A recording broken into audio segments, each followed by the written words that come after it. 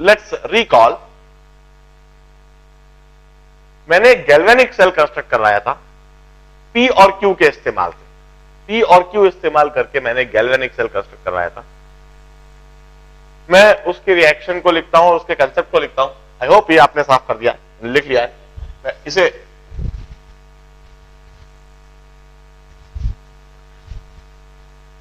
साफ कर देता हूं। P undergo oxidation on releasing n electrons, और इस रिएक्शन के पोटेंशियल को हमने ऑक्सीडेशन पोटेंशियल ऑफ पी कहा। जबकि क्यू जो प्लस एम पर है वह एम इलेक्ट्रॉन एब्जॉर्ब करके क्यू देता है, और इस रिएक्शन के पोटेंशियल को हमने कहा रिडक्शन पोटेंशियल ऑफ क्यू।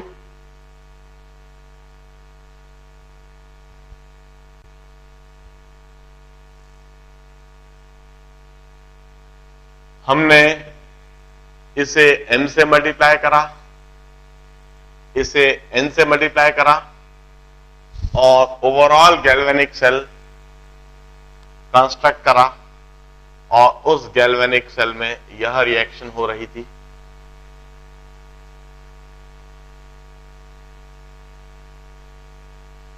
इस गैल्वेनिक सेल में होने वाली रिएक्शन, इस रिएक्शन की टेंडेंसी को हमने कहा ई ऑफ सेल। पहली रिएक्शन की tendency oxidation potential of P, दूसरी रिएक्शन की tendency reduction potential of Q. इन दोनों रिएक्शन को ऐड करके, एक फैक्टर से मल्टीप्लाई करके ऐड करा, इलेक्ट्रॉन्स को कैंसिल करा, और इस तरह से हमें फुल सेल रिएक्शन मिली। This is full galvanic cell reaction.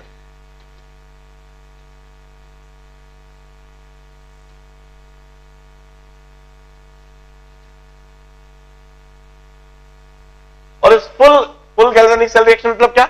जिस रिएक्शन में ना तो रिएक्टेंट साइड ना प्रोडक्ट साइड, कहीं इलेक्ट्रॉन अपीयर नहीं हो रहे, तो उसे फुल गैल्वेनिक सेल रिएक्शन कहते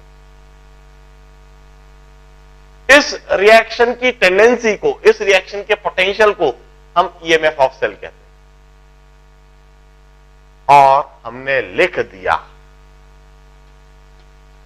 EMF of cell is oxidation potential of P plus reduction potential of Q. मैंने लिख दिया, आपने मान लिया, और आपने मान के उसको नोट डाउन भी कर लिया। तो कर लिया भाई? हाँ बोलो। मैं कहीं पर रिएक्टेंट, इधर रिएक्टेंट साइड, अच्छा इधर मैं एम और एन, इधर मैंने उल्टा लिख दिया ना, इसको मैं भी सुधार देता हूं, इधर एम कर दूं और इधर एन। बिल्कुल बिल्कुल इस तरीके से हमने रिएक्शन को ऐड करके और यह ईएमएफ ऑफ सेल लिख भी दिया। तो क्यों लिख दिया? क्यों आपने मान लिया? और जब आपने मान लिया है तो प्रूव कीजिए, प्रूव दिस कि ऐसा होता है। ऑक्सीडेशन पोटेंशियल और रिडक्शन पोटेंशियल को ऐड कर दें तो रिएक्शन पोटेंशियल बन जाता है। इस बात को प्रूव कीजिए इसी समय, बड़ी आसानी से प्रूव कर सकते हैं। 2 मिनट का समय देता हूं, मैं बता दूंगा।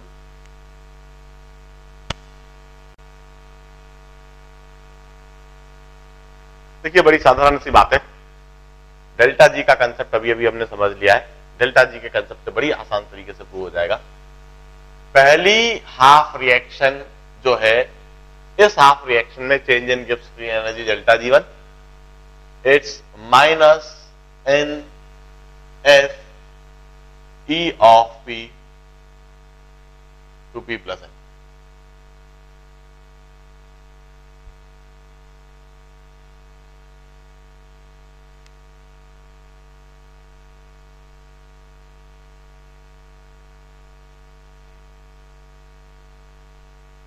और दूसरी हाफ रिएक्शन के दौरान change in Gibbs energy delta G2 minus MFE of Q plus M to Q। और ओवरऑल जो तीसरी रिएक्शन हमने लिखी है, इस तीसरी रिएक्शन के दौरान change in Gibbs energy delta G and this delta G is minus of, अब इस फुल सेल रिएक्शन में नंबर ऑफ इलेक्ट्रॉन ट्रांसफर कितने हैं? Mn into F into EMF of cell. अब जैसा हमने समझ रखा है, डेल्टा ये सेल पोटेंशियल्स कोई थर्मोडायनेमिक क्वांटिटी नहीं है, इनको आप फ्लैटली ऐड या सब्ट्रैक्ट नहीं कर सकते हो, मगर डेल्टा G थर्मोडायनेमिक क्वांटिटी है, इन्हें अल्जेब्रिकली ऐड और सब्ट्रैक्ट करा जा सकता है। कैसे? तो पहली रिएक्शन की change in Gibbs energy delta G1, इस रिएक्शन को हम M से मल्टीप्लाई कर रहे हैं, तो इसकी डेल्टा G को M से मल्टीप्लाई कर दो। दूसरी रिएक्शन के लिए change in Gibbs energy delta G2, और इसको हम N से मल्टीप्लाई कर रहे हैं, तो डेल्टा G को N से मल्टीप्लाई कर दो।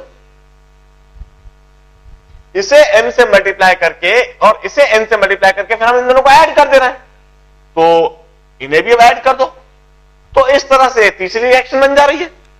तो ये हो जाना चाहिए delta G of third reaction.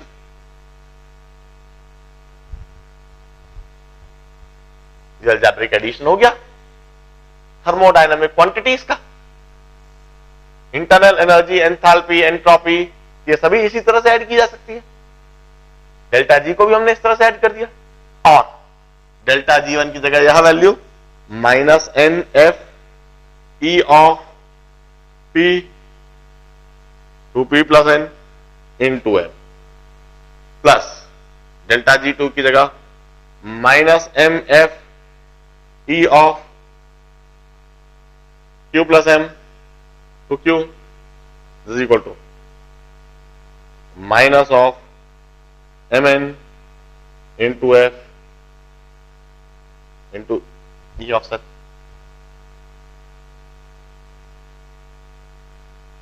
Minus minus minus M into N, M into N, इधर इंटू N था, और इधर M into N, cancel.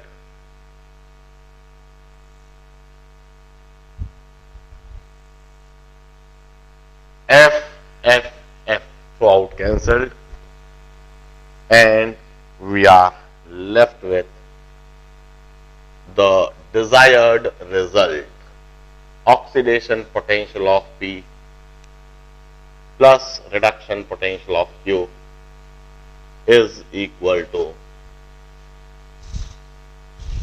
full cell reaction। जरा पिछले आर्टिकल में और इस आर्टिकल में डिफरेंस को समझिए। इस केस में दो हाफ रिएक्शन को ऐड करके हमने फुल सेल रिएक्शन ऑब्टेन करी। इस केस में हमने दो हाफ रिएक्शन, ये पहली हाफ रिएक्शन थी हाफ ऑक्सीडेशन रिएक्शन, ये दूसरी half reaction half reduction reaction, इन दोनों हाफ रिएक्शन को ऐड करके हमने फुल सेल रिएक्शन लिखी थी।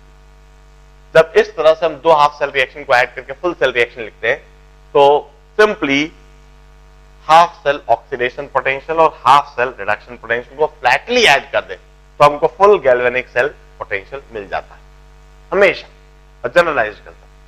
जबकि पिछले केस में क्या था, the two half reactions were added to obtain the third half reaction. जरा देखिए, Fe में भी और Mn में भी, वहां पर हमने दो हाफ रिएक्शन को ऐड करके तीसरी हाफ रिएक्शन ऑब्टेन करी।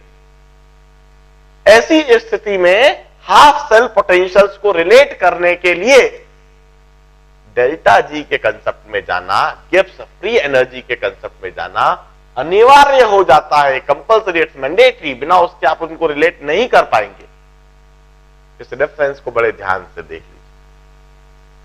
when the two half cell reactions are added to obtain a full cell reaction. In that situation, the two half cell potentials may be flatly added to obtain full cell potential. While if the two half cell reactions are added to obtain the third half cell reaction, in that case, in order to relate half cell potential, we are compelled to apply the concept of change in Gibbs energy.